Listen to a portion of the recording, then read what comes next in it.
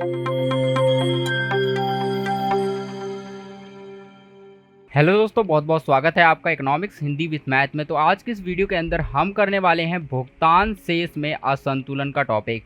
ये टॉपिक हम इस वीडियो में पूरा कवर करने वाले हैं, भुगतान शेष में असंतुलन। ठीक है, तो इसको हम पूरा कवर करेंगे। ये जो टॉपिक है क्लास 12 मैक्रो इकोनॉमिक्स का जो है टॉपिक है, जो कि हम यहाँ पर कर रहे थे। इसके हमने 2 पार्ट इसमें डिस्कस कर लिए थे, जो कि हमारा यहाँ पर फर्स्ट पार्ट था, ये हमारा हो चुका था।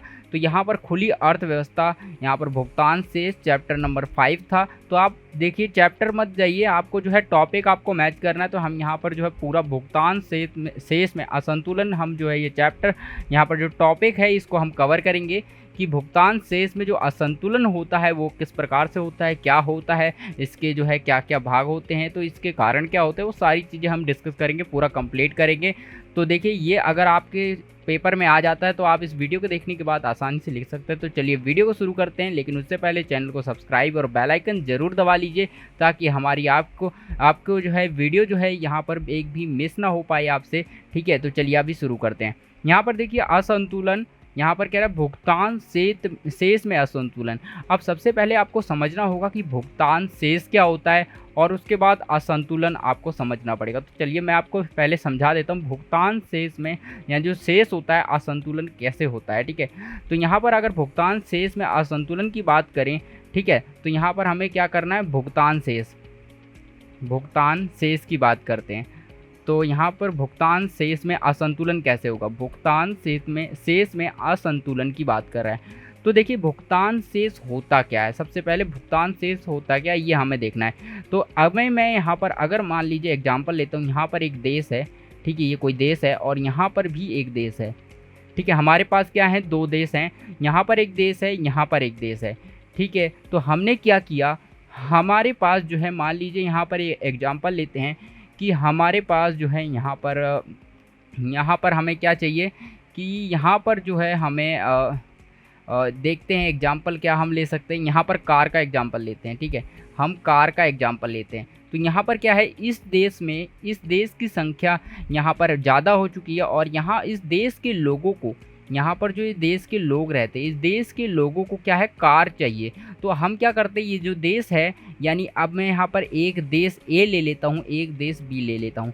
ठीक है, ये मान लीजिए एक देश है और इस देश को जो है कारों की आवश्यकता है। तो यहाँ पर क्या करेगा, तो यहाँ पर जो है इस देश के पास जाएगा, ये देश इस देश के पास जाएगा। मतलब कहने का मतलब है, यहाँ इस देश की जो सरकार है वो जाएगी इस देश के पास, बी देश के पास, और यहाँ से लेकर आएगी कार।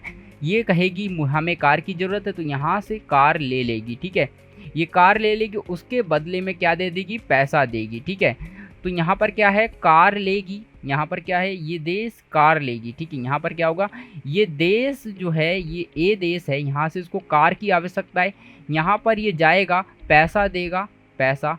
ठीक है, पैसा इस देश को पैसा देगा, उसके बदले में कार लेगा, तो इसको क्या मिलेगा, कार मिलेगी। ठीक है, बदले में क्या मिलेगी, कार मिलेगी। उसके बाद यहाँ पर ये ऐसा करेगा, तो इससे क्या होता है, यहाँ पर देखिए, उसी प्रकार से अब यहाँ पर इस देश को क्या है, यहाँ पर इस देश को भी अब ज़रूरत पड़ रही है।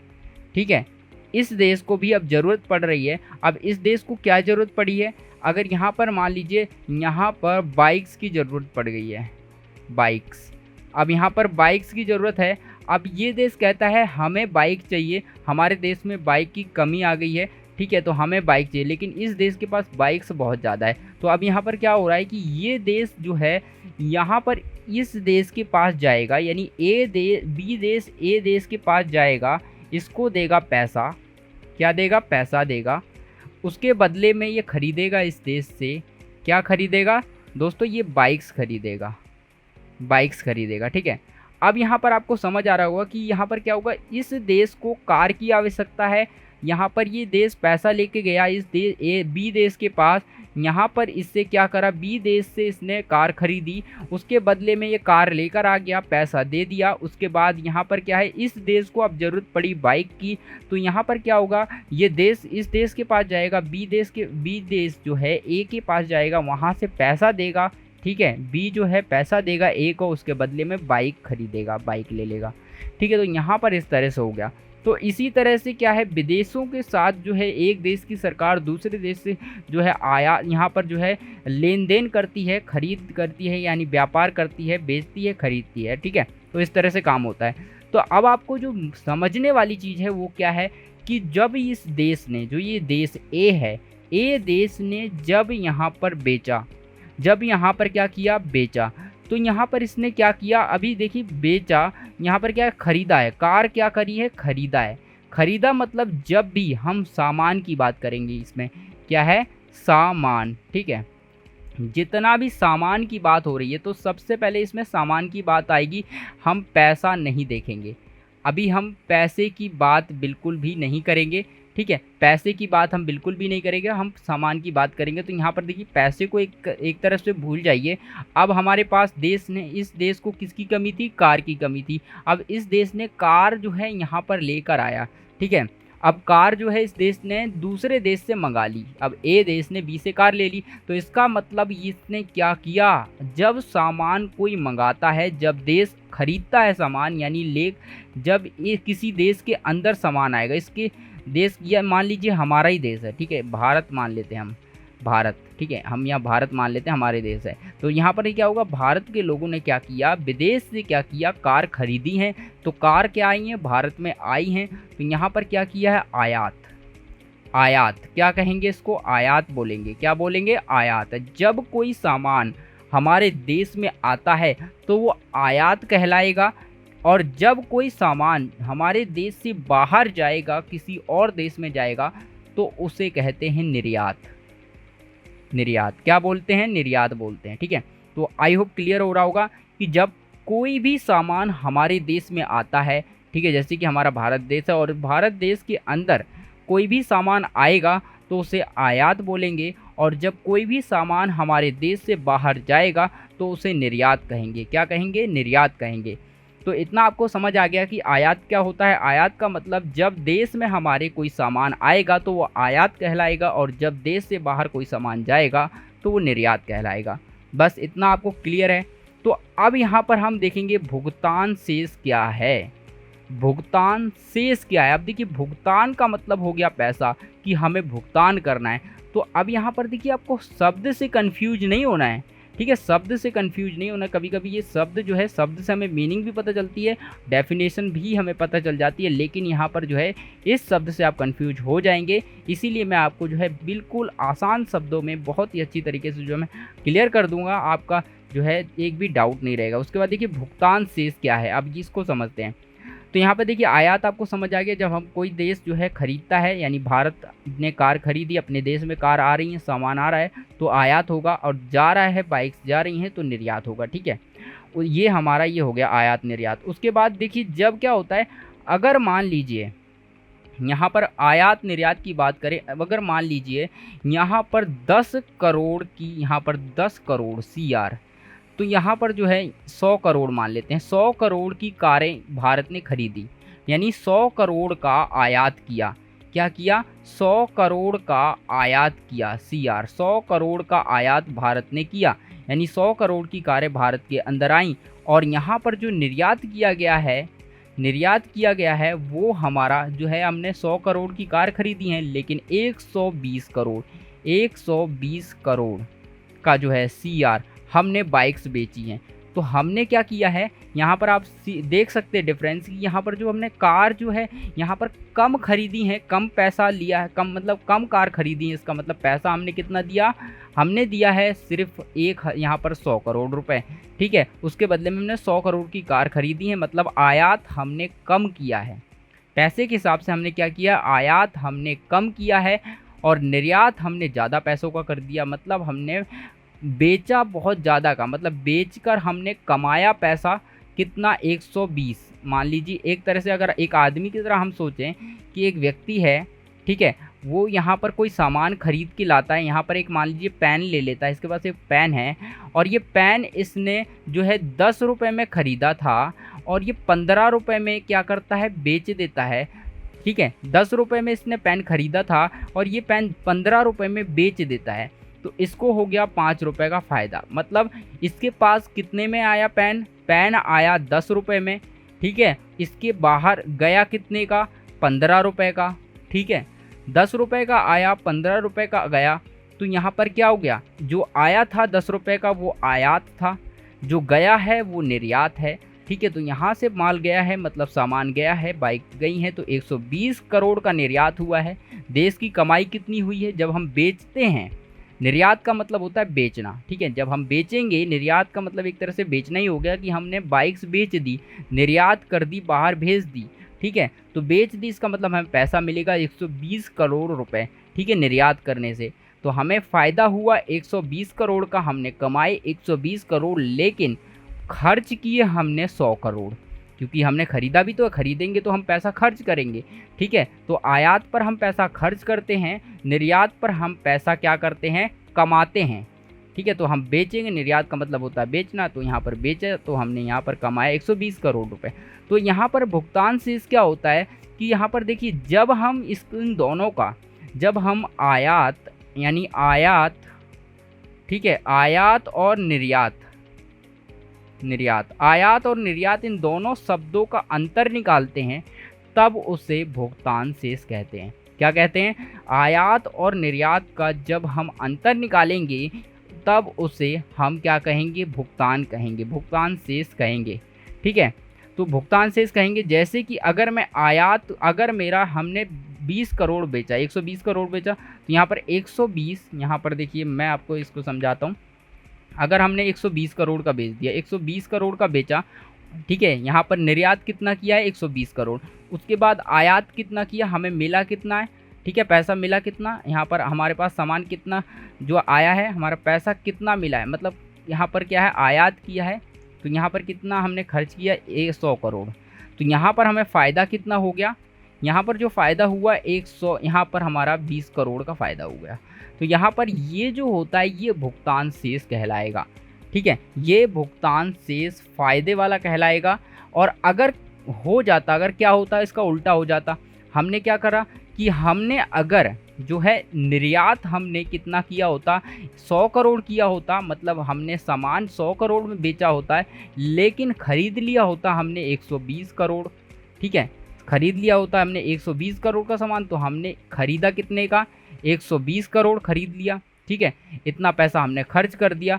तो इससे क्या होता है, ये माइनस में आ जाता है, जब माइनस में आएगा तो मतलब हमें नुकसान हो गया कितना, 20 करोड़ का, लेकिन हमने क्या है, बेचा था तो हमें 120 करोड़ मिले थे, लेकिन हमने जब ख़रीदा तो खर्च हुए हमारे 100 करोड़, 100 यानी 20 करोड़ का फ़ायदा।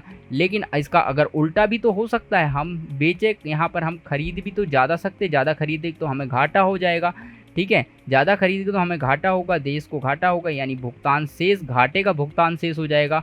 और जब हम यहाँ पर ज़्यादा खरीद लेंगे, यानी ज़्यादा बेचने से ज़्यादा खरीद लेंगे तो हमें भुगतान शेष घाटा हो जाएगा, और जब हम ज़्यादा जो है बेच देंगे तो हमें भुगतान शेष का फ़ायदा होगा, ठीक है। तो ये होता है भुगतान शेष, यही होता है हमारा भुगतान शेष, मतलब कि भुगतान में हमें शेष हो गया, ठीक है, जितना हमने पैसा दिया उतना हमारा शेष का मतलब भुगतान करने से, शेष का मतलब क्या होता है, ज़्यादा, शेष मतलब जब हम भाग करते थे ना, गुणा भाग करते थे, जब हमारा एक बचता था शेष हम भाग करते थे, तो जैसे कि अगर मैं यहाँ पर 2 से 3 को भाग करूँ तो यहाँ पर कितना बच जाएगा, शेष 1 बच जाएगा, ठीक है। तो यहाँ पर इसी तरह से ये शेष बचता था, मतलब कुछ बच गया, तो हमने क्या किया, जितना हमने बाहर बेचा और हमने ज़्यादा बेचा और कम खर्च किया, तो इससे क्या हुआ, हमें बच गया, तो ये भुगतान शेष कहलाएगा, ठीक है। तो ऐसे इसे भुगतान शेष कहेंगे। आई होप क्लियर हो गया होगा भुगतान शेष होता क्या है। तो भुगतान शेष क्या होता है, सीधी सी बात है, आयात एवं यानी निर्यात और आयात के बीच का जो अंतर होता है उसे हम कहते हैं भुगतान शेष। तो चलिए अब हम इसकी रीडिंग कर लेते हैं। रीडिंग में क्या है, हम यहाँ पर देखते हैं कि भुगतान शेष में असंतुलन कब होगा। असंतुलन इसलिए कब होगा, तो हमें पता है कि अगर मैं आपको बताऊँ, अगर ये जो यहाँ पर जो आयात है और निर्यात है ये दोनों बराबर हो जाए, यानी 100 ये है और 100 ये हो जाए, तो यहाँ पर अगर दोनों बराबर हो जाए तो ये भुगतान शेष में असंतुलन नहीं रहेगा, संतुलन हो जाएगा। लेकिन अगर ये बराबर नहीं है, यहाँ पर देखिए 100 है 120 है, ये असंतुलन कहलाएगा, तो इसे हम भुगतान शेष में असंतुलन कहेंगे, ठीक है। तो यहाँ पर देखिए असंतुलन उस अवस्था को कहते हैं जिसमें भुगतान शेष या तो बचत वाला हो या घाटे वाला हो। भुगतान शेष कैसा हो सकता है, भुगतान शेष कि ऐसा हो सकता है। अब भुगतान शेष क्या होता है, मैंने आपको बता दिया। भुगतान शेष ऐसा होता है कि आयात और निर्यात के बीच का अंतर ही भुगतान शेष है, ठीक है। बस आपको इतना याद रखना है। आयात निर्यात मतलब ये आयात और निर्यात इन दोनों के बीच का अंतर जो होता है, ठीक है, चाहे वो प्लस में आए चाहे माइनस में आए, वो जो अंतर होगा उसे भुगतान शेष कहेंगे, ठीक है। अब ये घाटे का भी हो सकता है, फायदे का भी हो सकता है। तो अब यहाँ पर इतना समझ आ गया। उसके बाद देखिए यहाँ पर देखिए भुगतान शेष तो जो यहाँ पर तो जो है बचत वाला हो या घाटे वाला हो होता है। भुगतान शेष में असंतुलन तब पाया जाता है, कब पाया जाता है, देखिए जब सभी प्राप्तियाँ भुगतान से अधिक हो।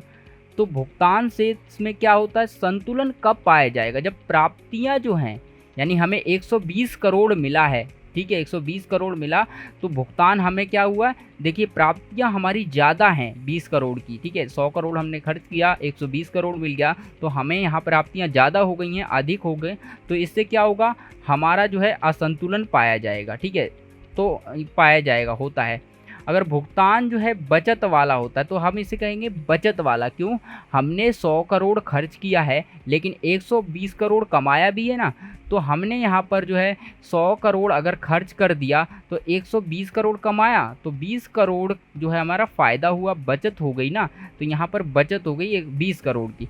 तब यहाँ पर तब भी प्राप्ति भुगतान से अधिक होगी। तो यहाँ पर क्या है, जब प्राप्ति जो है भुगतान से अधिक होगी, यानी प्राप्त हमने जितना पैसा दिया है उससे ज़्यादा अगर हमने कमाया है, ठीक है, मिला है हमें, तब उनसे हमें भुगतान शेष कहेंगे, ठीक है। प्राप्ति यहाँ पर देखिए जब सभी प्राप्तियाँ भुगतान से होती हैं, ठीक है, सभी प्राप्तियाँ जो हैं भुगतान से होती हैं।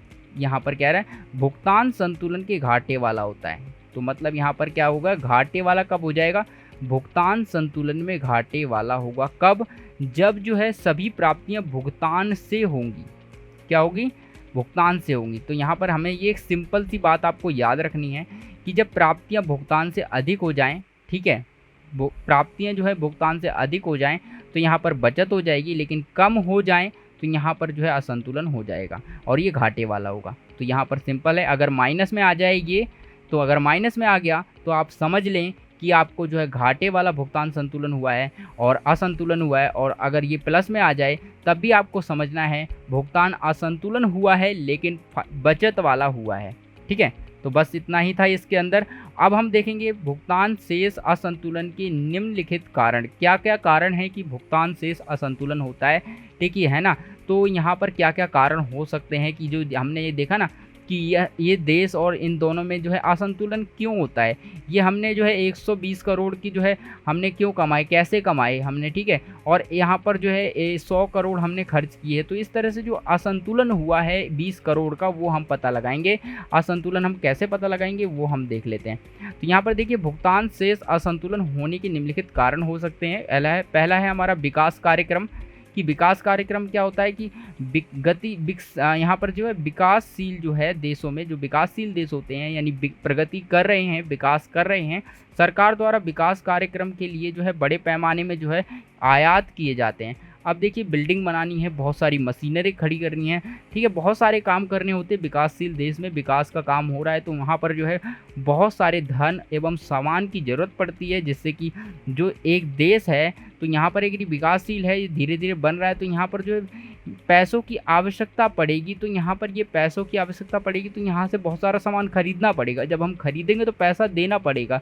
जब हम पैसा देंगे तो हमारा क्या होगा, हमें घाटा होगा, पैसा हमारा जा रहा है देश से, ठीक है, आ कम रहा है, मतलब आयात हम नहीं कर रहे हैं, निर्यात कर रहे हैं, पैसा हम हम पर आयात हम करे जा रहे हैं, मतलब सामान हम मंगाए जा रहे हैं, पैसा दिए जा रहे हैं। तो इससे क्या होगा, हमारे देश को घाटा ही तो हो रहा है एक तरीके से। तो यहाँ पर क्या हो रहा है, घाटा हो रहा है। तो यहाँ पर इस तरह से विकास के कार्यक्रम जब होते हैं देश में, कि विकास का जब कार्यक्रम होगा तो यहाँ पर बहुत सारे विकास होते हैं, तो इससे क्या होगा, हमें सामान की ज़रूरत पड़ेगी, हम दूसरे देश से मंगाएंगे, जिससे क्या हो, भुगतान शेष में असंतुलन पैदा हो जाएगा, ठीक है, बिल्कुल सही। जनसंख्या में वृद्धि की बात करें तो जनसंख्या में वृद्धि क्या होती है, आपने देखा होगा, जनसंख्या बढ़ जाएगी तो लोगों की डिमांड बढ़ जाएगी, ठीक है। अब मान लीजिए यहाँ पर मैं आपको समझाऊँ कैसे बढ़ेगी वो आपको बता दूँ।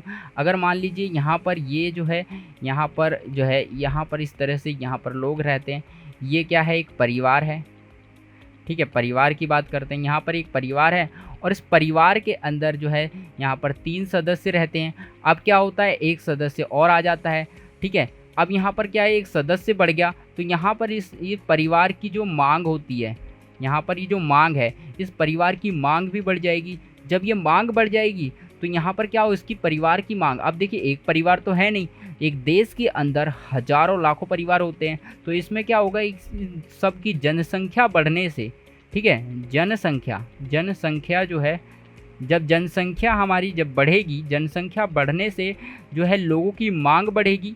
जनसंख्या बढ़ने से क्या होगा, मांग जो है, मांग भी बढ़ेगी। जनसंख्या बढ़ने से लोगों की मांग बढ़ेगी। जब मांग बढ़ेगी तो यहाँ पर क्या होगा, देश को दूसरे देश से सामान खरीदना पड़ेगा, ठीक है। खरीदना पड़ेगा मतलब आयात करना पड़ेगा, आयात करना पड़ेगा।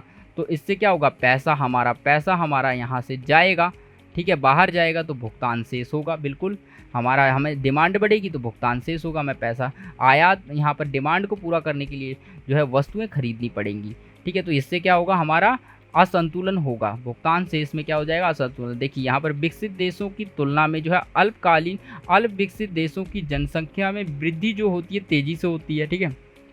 जो अल्प विकसित देश होते हैं कि ज़्यादा विकसित नहीं होते, तो वहाँ पर जो है देश में जो है जनसंख्या कंट्रोल नहीं कर पाते हैं। वो उन देशों में क्या होता है, जनसंख्या बहुत तेज़ी से बढ़ रही होती है, और जिससे वस्तु तथा सेवाओं की मांग में तेजी से वृद्धि होती है। जो वस्तु और मांग होती है, जैसा कि मैंने बताया ना, एक परिवार में अगर 3 लोग हैं तो उनके लिए अगर उनकी मांग है, उनकी ज़रूरतें सारी पूरी हो जाती है, लेकिन एक व्यक्ति और आ गया या 2 व्यक्ति और आ जाएंगे, यहाँ पर 1 व्यक्ति या 2 व्यक्ति और आ जाएंगे, तो इससे क्या होगा, इनकी मांग बढ़ जाएगी, डिमांड बढ़ जाएगी, और ऐसे हज़ारों लाखों देश में परिवार होंगे, और उन सभी के साथ ऐसा हो गया तो यहाँ पर क्या हो गया, हमारे पास संसाधन कम पड़ जाएंगे, इसीलिए हमें मांग ज़्यादा हो जाएगी लोगों की, तो हमें दूसरे देश से खरीदना पड़ेगा, जिससे क्या होगा, हमारा असंतुलन पैदा हो जाएगा, ठीक है। मांग में क्या हो जाएगी, वृद्धि हो जाएगी, परिमाण स्वरूप निर्यात घट रहा होगा, तो निर्यात मतलब घट जाएगा कि हम और देशों से जो दूसरा सामान हम अपने देश से दूसरे देश में नहीं बेच पाएंगे ज़्यादा, ठीक है, क्योंकि हमारे देश की खुद की मांग ज़्यादा है, इसलिए हम दूसरे देश को नहीं बेच पाएंगे, और आयात बढ़ जाएगा, ठीक है। आयात जो है कि हम दूसरे देश से हम ज़्यादा खरीदने लग जाएंगे, और जिससे जो है भुगतान शेष में असंतुलन उत्पन्न हो जाएगा, कि जो भुगतान शेष है ना, उसके अंदर जो है असंतुलन पैदा हो जाएगा, ठीक है। तो यहाँ पर ये सारी चीज़ें थी। आई होप क्लियर हो गया होगा। विकास कार्यक्रम मतलब कि बहुत सारा विकास होता है, तो सामान की ज़रूरत पड़ती है, तो देश जो है अपने देश में जो है सामान मंगाता है, आयात करता है, जिससे जो है भुगतान असंतुलन होता है। उसके बाद आता है यहाँ पर जो है कैसा होगा, घाटे का होगा, फ़ायदे का होगा। आप सोचिए, अगर हम आयात ज़्यादा कर रहे हैं, बस आपको यहाँ पर देखिए, आपको यहाँ पर ये भी कॉन्सेप्ट आपका क्लियर कर देता हूँ कि घाटे का या फ़ायदे का होता है, नहीं बचत वाला होगा या जो है हमारा घाटे वाला होगा भुगतान संतुलन। वो कैसे होगा, देखिए आयात की बात करें, आयात, अगर आपका आयात ज़्यादा है, ठीक है, अगर आपका आयात ज़्यादा है, यहाँ पर देखिए, यहाँ पर ये हम नहीं लगाते इस तरह से, अगर आपका आयात ज़्यादा है, ठीक है, निर्यात कम है, निर्यात, ठीक है। यहाँ पर देखिए, अगर आपका आयात ज़्यादा है, ठीक है, ये ज़्यादा है, अगर आयात ज़्यादा है तो आपका घाटा होगा, तो यहाँ पर हम लिख लेते हैं, तो आयात ज़्यादा है तो आपका क्या हो जाएगा, घाटा, ठीक है, घाटे वाला होगा, ठीक है। उसके बाद अगर आपका निर्यात ज़्यादा है, निर्यात की बात करें तो अगर निर्यात ज़्यादा है तो और आयात कम है, ठीक है। अगर बात करें निर्यात ज़्यादा हो गया, अगर निर्यात ज़्यादा हो गया तो आपको जो है बचत हो जाएगी, बचत वाला, भुगतान संतुलन कैसा हो जाएगा, बचत वाला हो जाएगा। तो आप ये सारी चीज़ें नोट कर सकते हैं ताकि आपको याद रहे, नोट भी करते जाइए, जो जो इंपॉर्टेंट चीज़ें हैं मैं आपको बता रहा हूँ, जो कि नोट्स में लिखते जाइए, ताकि आपको जो है बाद में जब आप रिवीजन करें तो आप जो है बिल्कुल कंफ्यूज ना हो, आपको जो है बार बार वीडियो ना देखनी पड़े, इसलिए आप इसको नोट ज़रूर करिए, ठीक है। आपको जो है बाद में जब आपके एग्ज़ाम आएंगे तो आपको जो है बहुत आसानी होगी, आपको बस ये नोट्स देखने पड़ेंगे, उसके बाद आपको पूरा क्लियर हो जाएगा, ठीक है। बस आप रीडिंग कर सकते हैं अपनी बुक की। उसके बाद हम यहाँ पे देखते हैं आयात पर जो है यहाँ पर आयात पर पड़ता है, जिससे कि अर्थव्यवस्था के भुगतान शेष में असंतुलन उत्पन्न होता है, ठीक है। यहाँ पर देखिए असंतुलन उत्पन्न होता है, ये चीज़ बता रखी है, लेकिन घाटे का होता है, फ़ायदे का होता है, वो नहीं बता रखा है, ठीक है। तो मैंने आपको तरीका बता दिया। तो यहाँ पर अगर घाटे का और फ़ायदे का निकालना है, यानी बचत, घाटा वाला या बचत वाला निकालना है, तो आपको क्या करना पड़ेगा, आपको बस आयात और निर्यात देखना है। अगर आयात बढ़ रहा है, ठीक है, आयात बढ़ रहा है मतलब देश में सामान ज़्यादा खरीदा जा रहा है, तो इसका मतलब है कि हमें घाटा होने वाला है। ठीक है, जब हम खरीदेंगे ज़्यादा तो हमें घाटा होने वाला है, समझ लो। उसके बाद जब हम ज़्यादा बेच रहे हैं, निर्यात कर रहे हैं, तो इसका मतलब हमें फ़ायदा होगा। ठीक है, तो यहाँ पर आप देखिए, जब हम कोई चीज़ बेचते हैं तो जभी तो फ़ायदा होता है। एक अगर दुकानदार है, अगर मैं आपको बताऊँ, एक दुकानदार है, यहाँ पर आपको ये दुकानदार है, तो अगर ये सामान जितना ज़्यादा बेचेगा उतना ज़्यादा इसको फ़ायदा होगा। ठीक है, कहीं अगर ये यहाँ से सामान अपनी दुकान में भरते जा रहा है, भरते जा रहा है, तो यहाँ पर खरीद खरीद के और बेच नहीं रहा है, तो इसको तो घाटा हो जाएगा ना। तो उसी तरह से ये भी काम करता है कि हम देश में, अगर पूरे देश की बात हो रही है यहाँ पर, लेकिन यहाँ पर एक व्यक्ति की बात है, तो ये बिल्कुल सेम ही है। बस यहाँ पर स्तर का फ़र्क है कि ये देश राष्ट्रीय स्तर पर है, पूरे देश की बात हो रही है, यहाँ पर एक व्यक्ति की बात हो रही है। तो आई होप क्लियर हो गया। चलिए आगे बढ़ते हैं यहाँ पर। अब हम देखते हैं यहाँ पर व्यापार चक्र क्या होता है। ठीक है, अब तीसरी मत जो है इसकी, व्यापार चक्र कैसे प्रभावित करता है हमारे भुगतान शेष को, वो हम समझते हैं। देखिए, मंदी अथवा तेजी के रूप में व्यापार चक्र का चलना, यानी चलना है। क्या होता है कि मंदी और तेजी के रूप में व्यापार चक्री जो होती है का चलना है। तो जब मंदी होती है, मंदी मतलब कि बहुत ज़्यादा जो है मंदी हो जाती है, चीज़ें बहुत ज़्यादा जो है सस्ती हो जाती हैं, तब वो मंदी हम कहते हैं। आपको देखा होगा कि आप कोई चीज़ है बहुत ज़्यादा सस्ती मिल रही है। अब ये सस्ती कब होती हैं, चीज़ें महंगी कब होती हैं, वो भी मैं आपको बता देता हूँ। कि देखिए, यहाँ पर जब चीज़ें सस्ती होती तो आपने यहाँ पर एक कॉन्सेप्ट के बारे में यहाँ पर देखिए, यहाँ पर ऐसे आपको एग्जाम्पल के माध्यम से समझाता हूँ कि आप मान लीजिए यहाँ पर आप क्या करेंगे। यहाँ पर अगर मान लीजिए एक व्यक्ति है, यहाँ पर एक परिवार है, परिवार का एक लड़का है। ठीक है, यहाँ पर ये मान लीजिए, यहाँ इस तरह से, यहाँ पर क्या है, ये और ये एक व्यक्ति है, ये बच्चा है। ठीक है, यहाँ पर ये दोनों मम्मी पापा हैं इसके, और ये बच्चा है। तो यहाँ पर क्या होता है कि ये मम्मी पापा काफ़ी गरीब हैं। क्या हैं? गरीब। अब ये गरीब हैं, अब यहाँ पर गरीब हैं, तो ये दोनों गरीब हैं, अपने बच्चे को इसको, और ये जो बच्चा है ये अपने लिए फ़ोन ख़रीदना चाहता है। क्या ख़रीदना चाहता है? फ़ोन ख़रीदना है इस बच्चे को। अब ये फ़ोन ख़रीदना है, लेकिन इनके मम्मी पापा के पास इतना पैसा नहीं है कि इसको फ़ोन दिला सकें। तो ये बड़ी मेहनत करके, बड़ी मुश्किल से जो है पैसा जोड़ के ये क्या करता है, एक फ़ोन ख़रीदता है। ठीक है, फ़ोन ख़रीदता, काफ़ी मेहनत करके ख़रीद लेता है। उसके बाद जब ये फ़ोन ख़रीदता है ना, तो ये क्या करता है, बड़ा ही संभाल कर रखता है, क्योंकि ये फ़ोन उसको बड़ी मुश्किल से मिला है।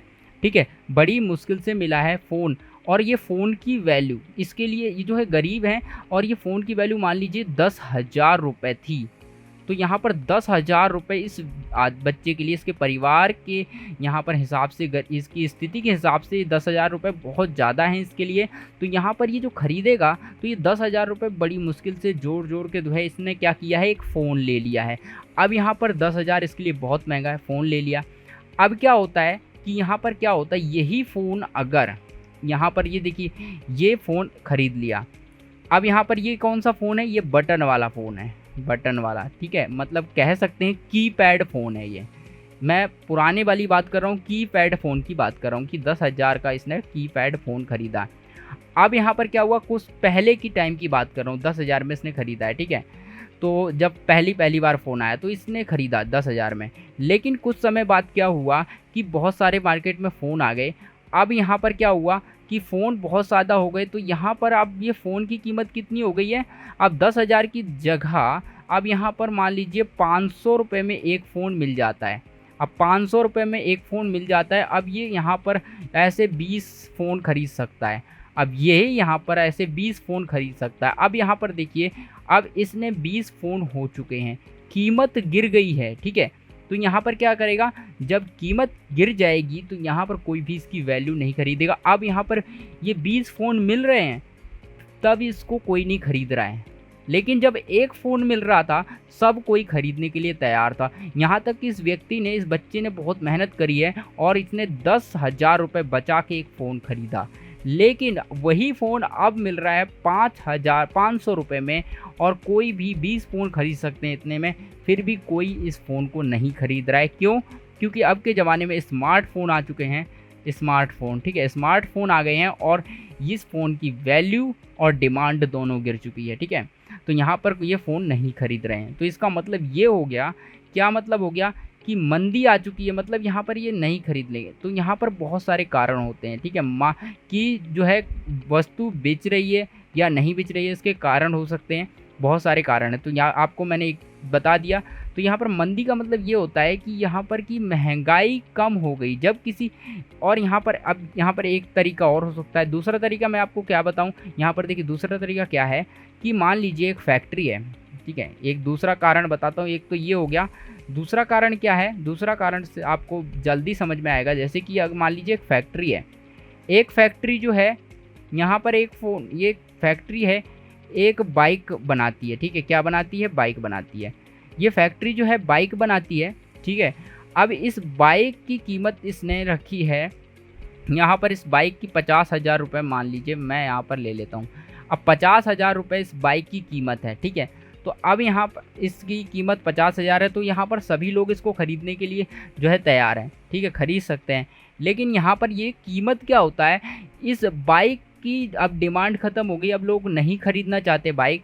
तो यहाँ पर क्या होता है, इस कंपनी ने क्या किया, बहुत ज़्यादा बाइक बनाना शुरू कर दिया, बहुत ज़्यादा मात्रा में बाइक आ गई हैं, ठीक है। अब सबके पास जो है, सब जितने घर में लोग हैं सबके पास मतलब 4-4 बाइक है, 3-3 बाइक है, ठीक है। अब कोई बाइक ख़रीदना ही नहीं चाहता। अब ये बाइक अगर जो है ये 10,000 में भी बेच रहा है ना, तो कोई भी नहीं खरीद रहा है, ठीक है, कोई भी नहीं खरीद रहा है, क्योंकि उनके पास पहले से बाइक है, ठीक है। तो यहाँ पर पहले से ही बाइक है, और ये 10,000 50,000 की चीज़ जब यहाँ पर 10,000 में भी बेच रहा है तो नहीं खरीद रहा है। तो इसे कहते हैं मंदी। और मंदी कब आई, कैसे आई, ये देखिए यहाँ पर कारण है, क्या है कि यहाँ पर इस फैक्ट्री ने अब वस्तुओं को ज़्यादा बनाना शुरू कर दिया। मतलब कहने का है कि जब किसी वस्तु की डिमांड, मतलब वस्तु की जो है मात्रा ज़्यादा हो जाती है, यानी जब किसी वस्तु की मात्रा की बात करेंगे, मात्रा, जब किसी वस्तु की मात्रा यानी वस्तु की जब मात्रा जो है ज़्यादा हो जाए, यानी मात्रा वस्तु की बढ़ जाए, बहुत ज़्यादा हो जाए, तो उसकी वैल्यू कम हो जाती है। वैल्यू मतलब डिमांड कम हो जाती है, लोग कम खरीदते हैं, उसको खरीदते नहीं हैं, और वो सस्ती हो जाती है, ठीक है।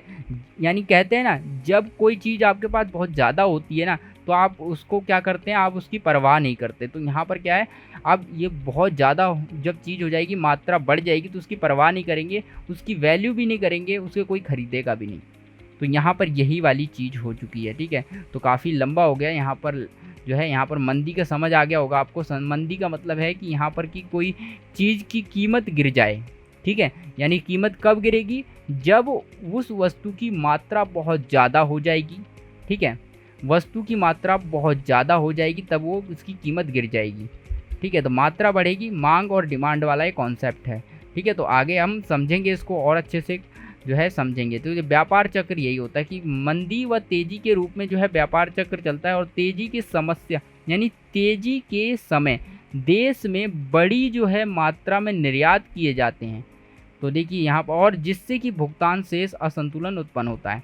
अब देखिए तेज़ी और मंदी क्या होती है, देखिए यहाँ पर ना फ़ायदा उठाते हैं देश लोग, जो देश के निवासी, देश में जो लोग होते हैं या देश होता है ना कोई, तो बहुत ही होशियार होता है। अब होशियार कैसे होता है देश, यहाँ पर क्या होता है, अगर मान लीजिए ये देश है, अगर ये देश है तो ये देश होशियार होगा।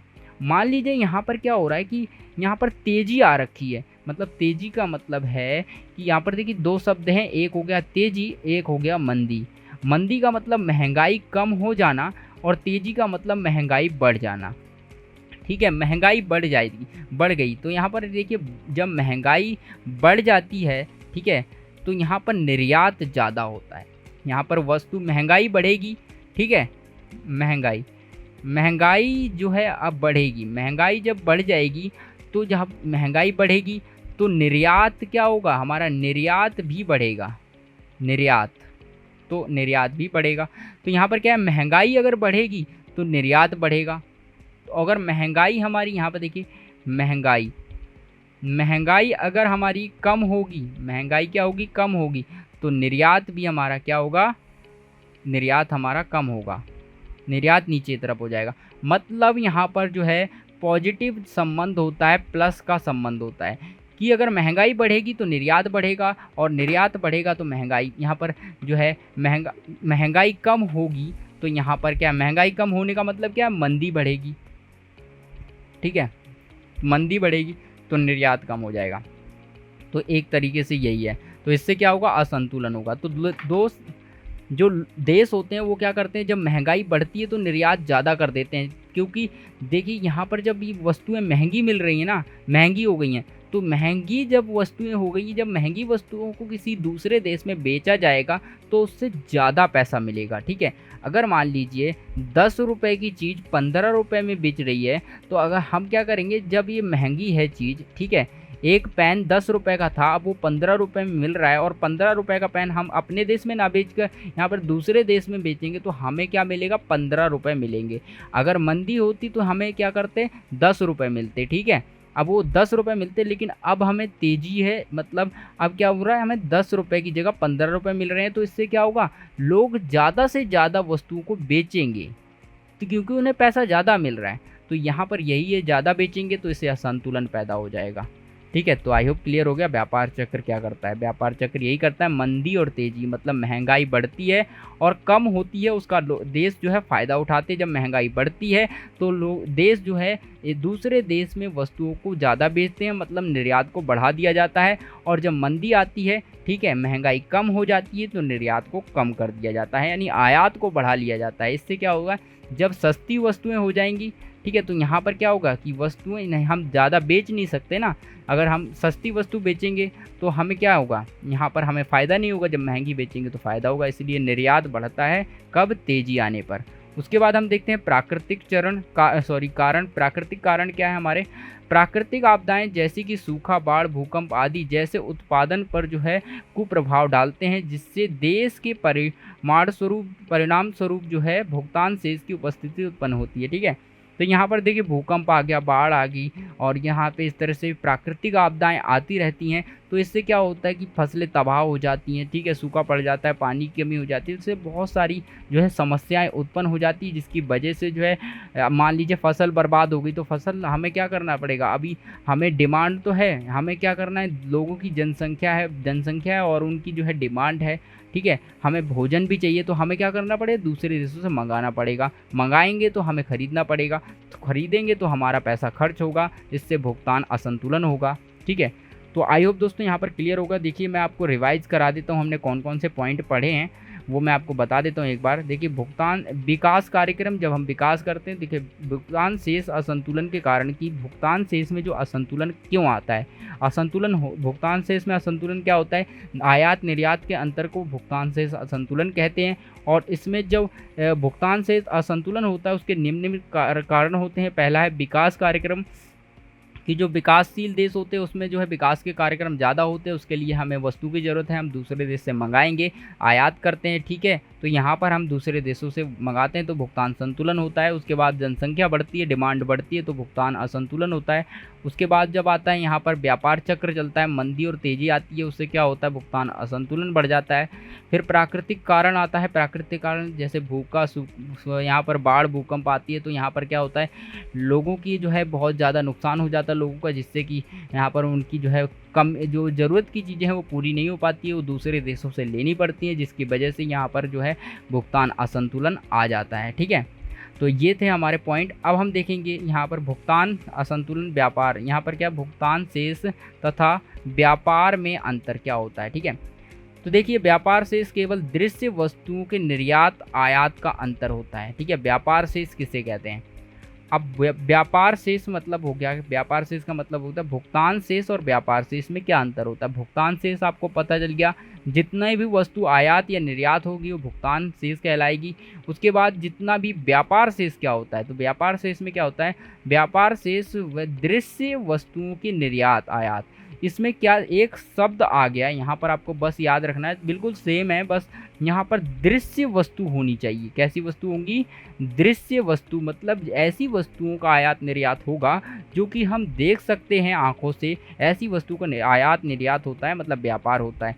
हाँ ठीक है, जबकि भुगतान शेष में एक देश तथा शेष विश्व के साथ जो है आर्थिक लेन देन लेखा जोखा होता है। ठीक है, तो यहाँ पर क्या होता है, व्यापार होता है, आयात निर्यात में अंतर होता है। ठीक है, तो ये आयात निर्यात होता है। लेकिन यहाँ पर भुगतान शेष का मतलब इसमें सभी कुछ आ जाता है, एक देश विश्व के साथ, मतलब पूरे अन्य सभी देशों के साथ जो लेन देन करता है ना, वो आर्थिक लेन देन करता है, वो सभी लिखे जाते हैं। आयात निर्यात जो भी करता है, लेन देन करता है, वो सभी चीज़ें आते हैं। आती हैं इसके अंदर। अब देखते हैं नेक्स्ट नंबर पॉइंट है हमारा, व्यापार शेष भुगतान शेष चालू खाते का एक भाग है। ठीक है, व्यापार शेष जो होता है, जैसे कि एक व्यापारी है, एक दूसरा व्यापारी उसने जो है दूसरे को बेच दिया, तो ये व्यापार शेष में आ जाएगा। ठीक है, और अगर उसको फ़ायदा हो गया तो ये बचत हो जाएगी व्यापार शेष में, अगर घाटा हो गया तो यहाँ पर घाटे का व्यापार शेष हो गया, तो इस तरह से हो जाएगा। उसके बाद भुगतान शेष चालू खाते में लिखा जाएगा। ठीक है, ये चालू खाते का क्या है, एक भाग है, जबकि भुगतान शेष चालू खाते तथा पूंजी खाते से संबंधित है। ठीक है, भुगतान शेष क्या होता है, चालू खाता और पूंजी खाते से संबंधित होता है। इसका जो है भुगतान शेष का चालू खाता और पूंजी खाते से संबंध होता है। उसके बाद आता है व्यापार शेष केवल दृश्य मदें ही शामिल होती है। जो व्यापार शेष होता है उसके अंदर सिर्फ दृश्य मदें शामिल होती हैं, मतलब ऐसी वस्तुएं शामिल होती हैं, ऐसी मदें शामिल होती हैं जिनको हम सिर्फ देख सकते हैं, वही शामिल करेंगे। जबकि भुगतान शेष में दृश्य अदृश्य दोनों प्रकार की मदें शामिल होती हैं। ठीक है, ये दोनों की दोनों शामिल हो जाती हैं। तो यहाँ पर दोस्तों हमने ये कर लिया। उसके बाद हम देखते हैं यहाँ पर व्यापार शेष, स्वायत्त सौदे, समायोजित मदें, ये क्या होती हैं, इनको भी हम देख लेते हैं। ठीक है, तो यहाँ पर देखिए व्यापार शेष अनुकूल, प्रतिकूल या संतुलित हो सकता है, जबकि भुगतान शेष सदैव असंतुलित रहता है। क्या कहने का मतलब है, व्यापार शेष जो है अनुकूल हो सकता है, प्रतिकूल या संतुलित हो सकता है, जबकि भुगतान शेष सदैव संतुलित रहता है। ठीक है, भुगतान शेष क्या रहेगा, संतुलित रहेगा, मतलब बराबर, ये कह रहा है। ठीक है, उसके बाद आता है शेष। व्यापार शेष क्या होता है, जो कि अभी हमने पढ़ा। व्यापार शेष क्या होता है, किसी देश की जो है व्यापार शेष, मतलब कि हमने व्यापार किया। देखिए शब्द से आप समझिए कि यहाँ पर व्यापारियों की बात हो रही है, एक व्यापारी ये है, एक व्यापारी ये है। ठीक है, इन दोनों ने क्या किया, वस्तुओं का लेन देन किया आपस में। ठीक है, अगर इस व्यक्ति को फ़ायदा हो गया तो व्यापार शेष है इसका। ठीक है, आयात और निर्यात किया, ठीक है, तो इसमें जो फ़ायदा हो जाएगा तो व्यापार शेष में फ़ायदा हो गया, तो इन दोनों के बीच में जो व्यापार हुआ, लेन देन हुआ, वही इसका क्या है, यहाँ पर व्यापार शेष है। ठीक है, तो किसी देश के सामान्य निवासियों द्वारा, ये एक देश में रहते होंगे, व्यापारी हैं। ठीक है, निवासियों द्वारा जो है बीच में जो मध्य में जो मदों का आयात निर्यात होता है, उसको अंतर को जो है हम क्या कहेंगे, व्यापार शेष कहेंगे। ठीक है, तो ये होता है, जैसे कि इसने कुछ सामान खरीदा होगा, इस व्यापारी ने, इसके पास कुछ सामान है, तो यहाँ पर इसके पास सामान पहले से तो नहीं है, इसने कुछ खरीदा होगा ताकि ये बेच सके। ठीक है, मान लीजिए इस व्यक्ति ने यहाँ से जो है फैक्ट्री से कुछ सामान खरीदा है। ठीक है, तो सामान खरीदा, उसका फैक्ट्री से बना सामान, यहाँ फैक्ट्री से खरीदा, उसके बाद ये खरीद कर लेके आए, ये दुकानदार है, दुकानदार को दिया। ठीक है, तो ये व्यापार किया इसने एक तरीके से, तो इसमें जो है इसने कमाया। यहाँ पर जो अंतर आया, जैसे कि मान लीजिए इसने यहाँ पर जो है 1 लाख का, यहाँ पर 1 लाख का सामान खरीदा था और इसने 1.2 लाख, मतलब यहाँ पर 1,20,000 में बेच दिया, तो 20,000 का इसको फ़ायदा हो गया। तो यहाँ पर ये जो अंतर आया 20,000 का, यही तो ये जो असंतुलन आया, अंतर आया, उसे ही व्यापार शेष कहते हैं। ठीक है, अब देखिए स्वायत्त मदें क्या होती हैं। अब यहाँ पर स्वायत्त मदें देख लेते हैं। स्वायत्त सौदे से अभिप्राय उन जो है आर्थिक लेन देनों से होता है जिन्हें लाभ के उद्देश्य से किया जाता है। स्वायत्त मदें कैसी मदें होती हैं, ऐसे सौदे जो कि सिर्फ लाभ के उद्देश्य से किए जाते हैं। ठीक है, उन्हें हम क्या कहते हैं, वो स्वायत्त मदें कहते हैं। और इनका क्या होता है, इनका उद्देश्य भुगतान शेष खाते में संतुलन बनाए रखना नहीं होता है। इन्हें रेखा के ऊपर की मदें भी कहा जाता है। मतलब इनको क्या करना है, बस ये ऐसा होता है जो मतलब पैसे के लिए, जैसे होता है ना, कुछ लोग आपने देखे होंगे पैसे के लिए बिल्कुल ही अंधे हो चुके हैं। ठीक है, पैसे के लिए बिल्कुल ही अंधे हो चुके हैं, मतलब उनको पैसा दिखता है और कुछ नहीं। तो जो पैसे वाली चीज़ है, मतलब पैसा देखते हैं वो, और कुछ नहीं देखते कि पैसे के लिए कुछ भी करेंगे। तो यहाँ पर क्या है, स्वायत्त मदें, ऐसे सौदे जो सिर्फ पैसे कमाने के लिए, कि हमें फ़ायदा हो और कुछ मतलब नहीं है, बस ऐसे सौदे जो फ़ायदे के लिए किए जाएंगे, उन्हें हम कहते हैं यहाँ पर स्वायत्त मदें। ठीक है, जो फ़ायदे के लिए की जाए, सिर्फ लाभ के उद्देश्य से किए जाते हैं। किससे किए जाएंगे, जो सिर्फ लाभ के उद्देश्य से किए जाते हैं, उसे हम यहाँ पर स्वायत्त मदें कहते हैं।